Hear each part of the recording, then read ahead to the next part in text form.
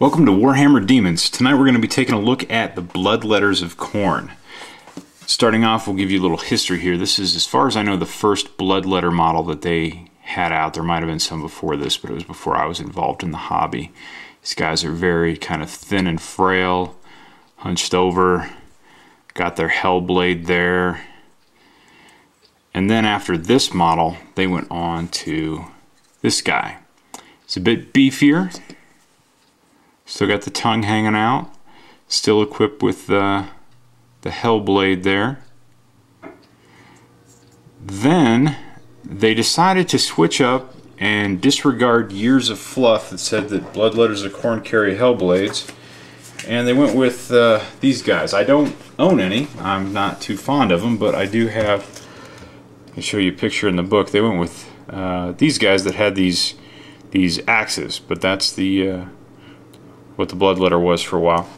All those were pewter models, and then the newest ones they've switched to plastic, and this is what you get. It's kind of a throwback. Has the kind of the hunched overness and the frailty of this model, with the really groovy Hellblade looking thing. Not as buff as this guy, but I think he still does an ample job of conveying what exactly a Bloodletter is. So let's take a look at our unit here. The Bloodletters are core unit choice. They cost 12 points to field. For that you get movement 5, weapon skill of 5, strength 5, toughness is only 3, 1 wound, initiative of 4, only 1 attack, and leadership 7. I say only 1 attack because it seems that every previous version of Bloodletter, them being affiliated with Khorne, the war guy, would have more than 1 attack. These guys only get 1. They would either have 2 attacks on their stat line, or they would be granted frenzy, something along those lines. But no, these guys are only getting 1 attack. But they still have the Hellblade, which basically the rules for that is it gives them killing blow. So on a roll to wound, if they roll a 6, they're going to automatically kill whoever they're fighting. No armor save allowed, no regeneration. They would still get to take ward saves, and you can't use that on a model with a unit strength of higher than 2. They also have a magic resistance of 1, and if you put the Herald of Khorne in the unit, they're going to have hatred.